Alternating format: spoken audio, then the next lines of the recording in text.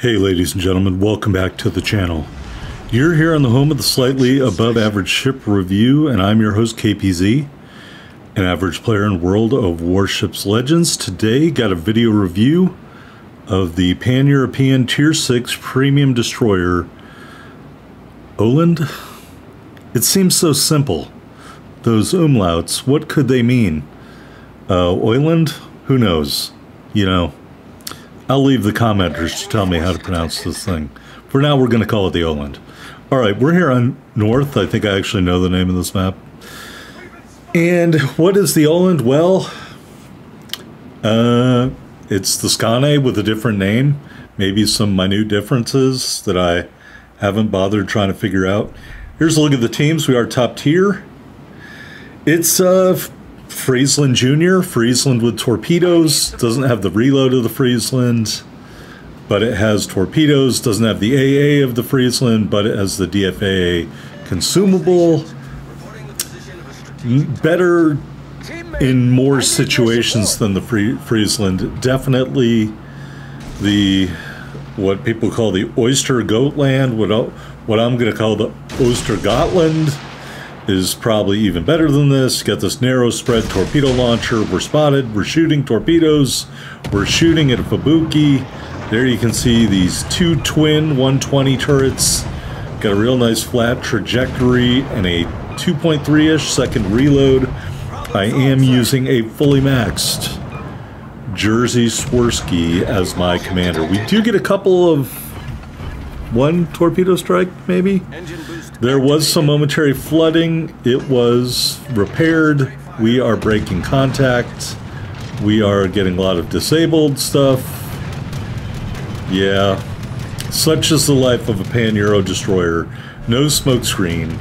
So you definitely want to run, at least in one man's humble opinion, definitely want to run Billy Sims as an inspiration on Swirsky. And then, of course, I got Bay as the other inspiration. You're going to need the hit points without a smoke screen. Just my 2 cents. The other thing I have to say about these ships is, if you are looking for high damage games, you are looking in the wrong location. You want a high damage game? Roll out there in the Yukikaze. You want to finish on the top of the board? You play these ships like I've talked about in the other videos. You're going to do a little bit of everything. Now, the Tier 6 ships, and presumably the Tier 7 and the Friesland, obviously is a gunboat. These higher tier ships definitely lean more gunboat than the lower tiers, which were torp spammers. You're still going to be spamming torps whenever you can get them out in this ship, but your guns are a little more powerful.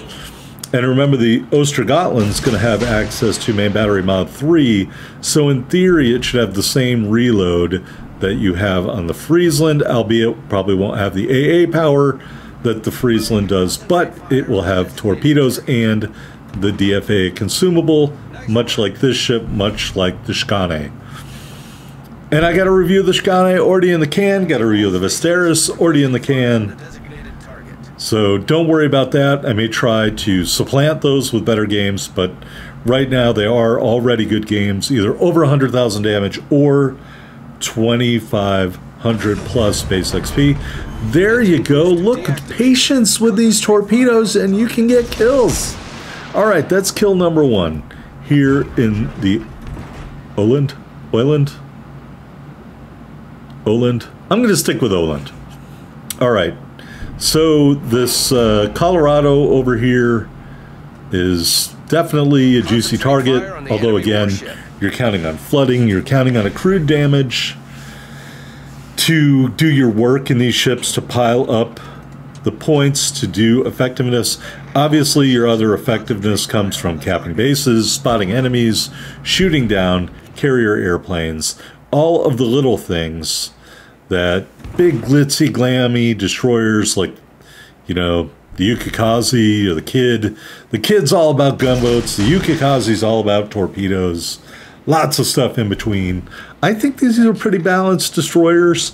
I actually really like them. Maybe that's because I'm weird and I like weird stuff. Here we're gunboating the Fubuki. You know, look, it has no chance. The Fubuki is a torpedo boat. All right, good night, Irene. turning our attention back to Colorado. He is running away. I think even though we have a pretty good torpedo range, I think these are going to miss, all except for maybe one. And he's not even shooting at me. Maybe he knows better. Yep, he threaded the needle on those torpedoes. So even with the narrow spread on the torps, they can still be dodged if the ship isn't particularly portly around the middle. All right, so here we go. We're going to capture Alpha. We're just doing our thing, trying to keep the Colorado in torpedo range. That's all you got to do to be effective in these. You know, do your job as a destroyer, spot the enemy, spam the torpedoes, and gun down weaker destroyers with your guns. You know, you're not going to beat a true gunboat in a gunfight. You're not going to beat a kid in a gunfight. You probably won't beat Le Terrible in a gunfight. You know, just off the top of my head, you may not beat the Leningrad in a gunfight, but you have the advantage of having a commander whose base trait deals with concealment, so you can add in Billy Sims and add up to 400 hit points per tier. 4 times 6, 2,400. That's a sizable hit point advantage, in my opinion. So you're going to have to do that kind of stuff. All right, I think that's a Bayern. We are going to try to get him in torp range, although admittedly it's going to be quite some time before that reload comes through. Maybe I should have held back one rack of torpedoes, but I'm not very good at doing that. We do get an assisted base cap. I guess somebody else preceded us into the base. Unfortunately, that is what it is. Keeping an eye on the Bayern, want the proper spacing. We do get another torpedo strike on the Colorado. I believe the Colorado is now flooding. Yes, he is. So we are turning our torpedo attention to the Bayern. One of my teammates is telling me to get back. Get real, guy. Another torpedo strike on the Colorado. Yeah. And we finished off the Colorado by flooding. See? Kill number 2. Getting it done. All right. Presumably the Bayern is not stupid and knows we are over here. Presumably the Bayern is going to start turning or doing something else. Presumably we are going to lead him a little bit just when he started to turn. That second set of torpedoes, unfortunately, I don't think has a chance to do anything. Really, really bad timing. I think we can catch him with 2. 1-2 torpedoes, flood again. I think he's probably going to damage con it. And I can't see the, if it's counting or not, so I'm going to presume it is counting. All right. Well, we got a flood on him too. You know, these higher tier torpedoes do flood a little bit more than the lower tiers. And we'll throw those shells at him, but it won't matter. Kill number 3 on the Bayern. All right, what's left? Well, we got a Queen Elizabeth. And we got a destroyer. I believe the destroyer is a Kiev.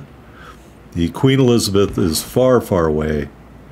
And, you know, Achilles' heel, these destroyers are not especially fast. So even with your speed boost on, even with the speed boost flag, even with a fully maxed commander, you're not going to be speeding around the battlefield. In that aspect, they're very like the English destroyers. So planning out your route ahead of time, planning out your attacks, where you want to go on the battlefield. Because if you change your mind halfway across the map, you may not be able to get back across the map in time. So this is the kind of destroyer, in my opinion, that when you commit to go to an area, you got to go all the way there. You know, you can't turn around because you're not going to have the speed to recover as quickly as French or another ship that has a lot of speed. Russian destroyer, you know, something like that. All right, the Kiev, for some reason, smoked up. I guess maybe he's one of those players who wants to stay alive to the very end. He's not going to win, so, I mean, I don't know why. It's always interesting to see people prolong the inevitable. Maybe he's just trying to stay alive to the end of the match. Who knows? You know, I've done that a couple times. But for the most part, I'm like, look, if you can't win the match, is it really worth sailing to the boundary to prolong it? Just saying. You can go crank out another match and another ship and maybe have a better game. All right, so we torped into the smoke screen. Unfortunately, I don't think that's going to do anything. Also, unfortunately, I think he turned around and ran behind the island. So we're going to be up against it, at least from a time standpoint, if I am remembering what happened here correctly. Anyway, there is the Kiev come out of the smoke screen. We're going for the Kraken. We get the high caliber, and it's a Kraken fail. Dun dun dun dun. Kraken fail in the Oland. Well, what can you say, folks? You win some, you lose some. By the way, Oland camo, ugly. Ugly. Horrifyingly ugly. Alright, here we are on the victory screen. High caliber medal, 78,878 total damage, 7 torpedo strikes, 4 kills, 1 solo base cap. We ended up with 735,222 silver, 9,005 ship XP, 16,835 commander XP, and over 2,000 green XP. Pretty solid match. Here we are at the top of the board, 2610, 4 big kills. Could have gotten that 5th one. And then I would have been like everybody else, cracking in the Oland. Look, I'm so cool. Sorry. Couldn't get it done today. Alright, here we are in the port. Take a look at the upgrades. We went with the AA Guns Mod 2, Propulsion Mod 2, and Concealment System Mod 1. You know, that first slot, kind of up for debate if you want to put the aiming systems on there or not. Consumables, 2 charges of the engine boost, 2 charges of the repair party, and 2 charges of the DFAA. We were running all of the epic flags and then the rare battle booster. Just going through these one by one. Yep, you saw them all. And then the rare battle booster there for the movement speed and the reload reduction. We've got this Type 9 permanent camo, and of course the International Peace Day flag. Alright, survivability, 16,000, looks like 380 hit points with our build. Got those 2 twin 120mm turrets, 10.7 kilometer firing range, 2.3 second reload, 13.3 second turn time, HE shells 1700 damage, 7% fire chance, AP shells 2150 damage. Torpedoes. Okay, I don't know why I was pausing on that. Alright, 2 triple tube launchers, reload every 70 seconds, max damage just over 10,000, 12 kilometer range, really nice. 74, 76 knots, pretty good range on the torpedoes. Here's your AA damage. Main battery is dual purpose, does count as AA. Max speed only 36 knots, 610 meter turning circle, 3.7 second rudder shift time, concealment 5 flat on the surface, 2.9 from the air, 2.4 when firing in smoke.